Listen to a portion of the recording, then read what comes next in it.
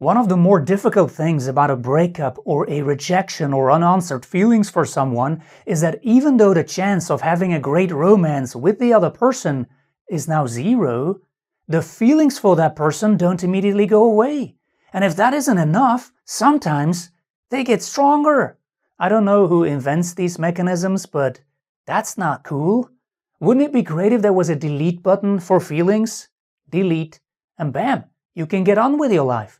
Because those feelings can really stand in the way of being happy again or meeting someone new. Well, obviously you cannot forget what happened and how you felt about that person, but in this video I want to talk about the next best thing. Because as you will see, if you have trouble moving on from an ex or a love interest, your mind will be playing a lot of tricks on you, and once you realize what they are, moving on becomes so much easier. Plus, I have a couple of techniques that can also make you stronger, even though you just experienced a breakup or a heartbreak. So let's talk about it. My name is Geert, I'm an author. I also use the pen name Brian Knox. I write about relationships and dating and other topics, and the first thing you have to do is to go completely no contact.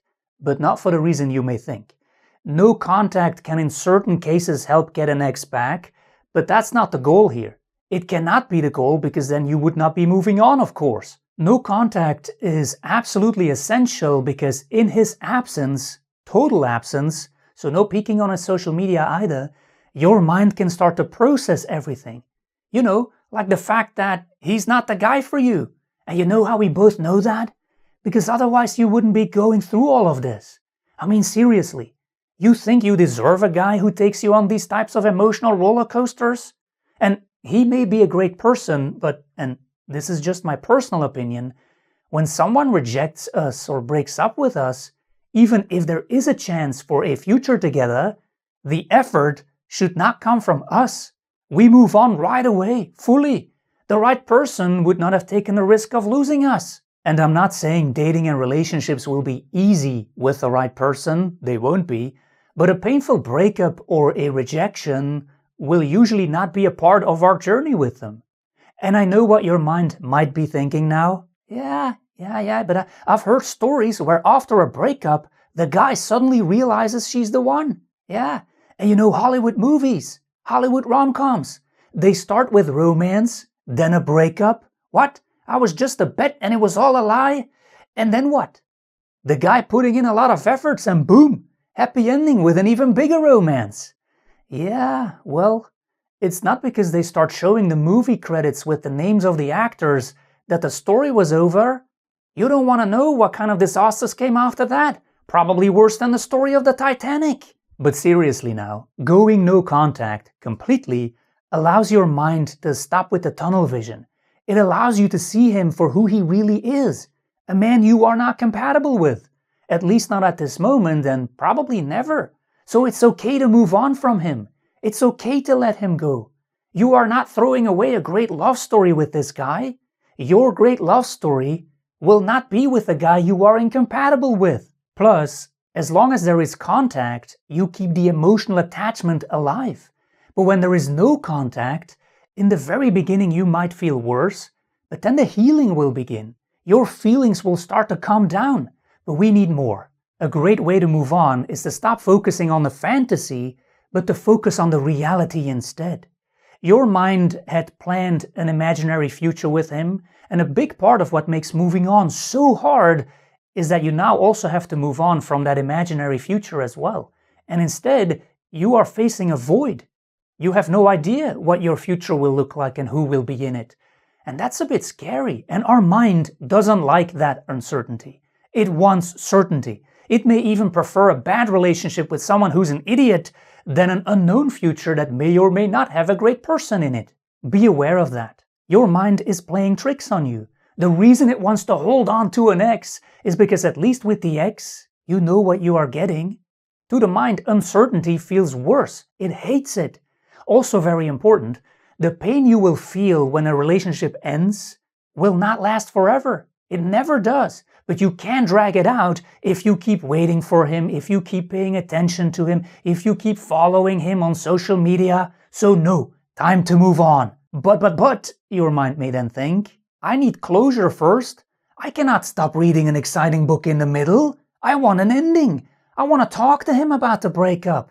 I want to know why, according to him, it will not work. Because he told me something when he broke up with me, or when he said he sees me as just a friend.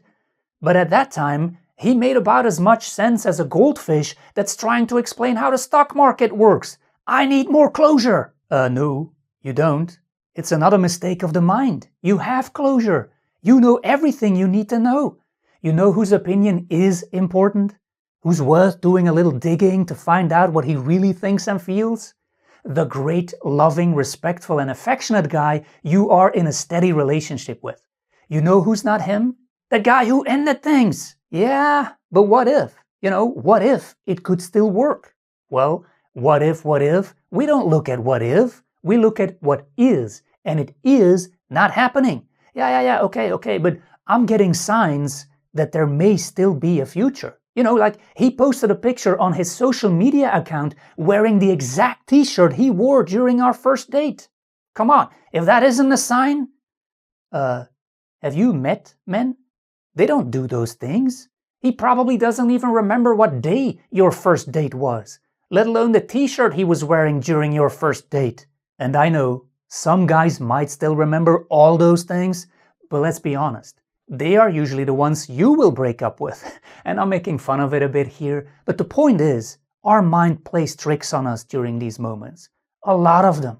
It, for example, has a nostalgia bias, where it loves to remember all the good moments, but then totally ignores the moments we felt awful that actually proved that person was very incompatible with us, and that we might receive more companionship from keeping a turtle as a pet than staying with that person. Or confirmation bias, where the mind will indeed look for signs there is still a chance, and it will find them, but the mind then loves to ignore the bottom line.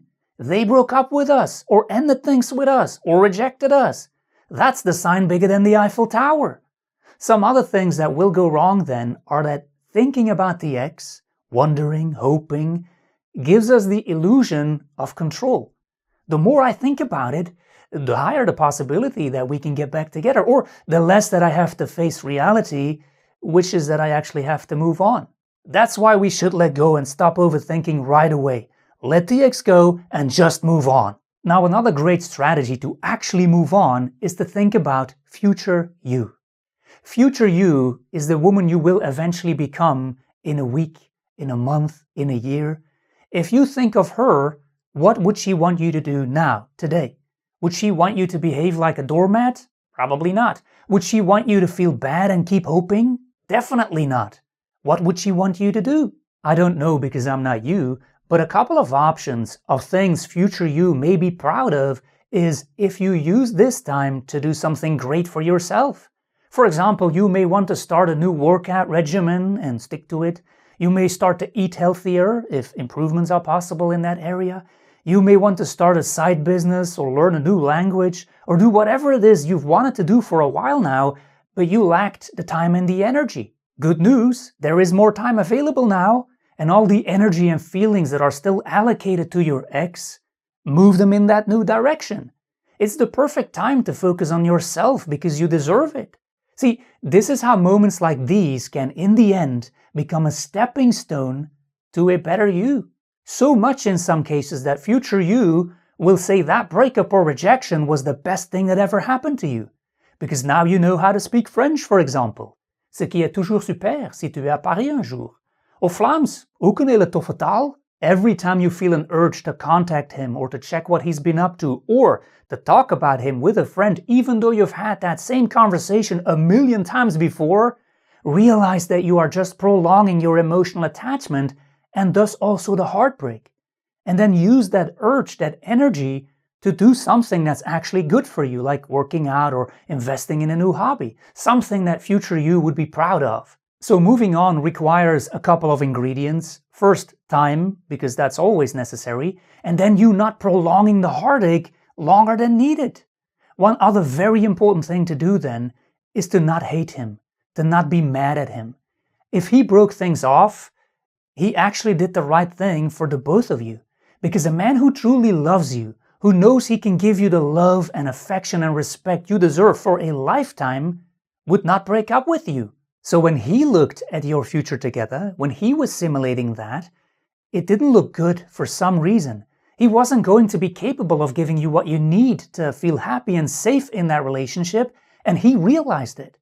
Maybe because he wasn't ready for a relationship, maybe he was not over his ex, maybe he wasn't really into you for whatever reason, and sometimes it will not make any sense.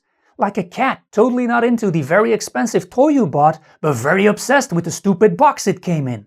Whatever the case, he did the right thing by ending things. He could have been stringing you along for years, but he didn't. And if he was a man who showed bad behavior, if he was not kind to you or not respectful, it might be a great idea to still not hate him. Because when we hate someone, we give them a huge amount of power over our emotions, our feelings, our thoughts, and we keep that person very close, whereas they are probably the last person on earth to deserve that. So either way, it's best to appreciate that it's now over, without hate or anger, because it's one of the fastest ways to move on and to not prolong the heartache for longer than necessary. Another trick our mind plays is using the scarcity mindset. Our mind believes it will never find someone like that ever again. Well, first, given that they just put us in this very painful situation, maybe that's a good thing. Now, of course, finding a good person we are compatible with is hard for everyone, but this person has just proven to not be that great person anyway. Life is a bit like a train ride. People come on board, people leave, some sit next to us, and with some, we have great conversations and a good time. With others, not so much, especially if they really need deodorant. But it's part of the flow of life that people will come and go. And because the seat next to you is now empty, you might as well look forward to who's going to sit there next. It could be someone interesting, who knows? These were a couple of strategies. I hope they help. I have my emergency reboot course on the website if you want even more, and you can find that on brianknox.com. My books on Amazon also have a ton of insights in this area. Just type my pen name, Brian Knox, in the search box over there. And hey, thank you for still being here at the very end of the video, for virtually sitting next to me until the end. I love it when you do that, and I hope to see you in another video.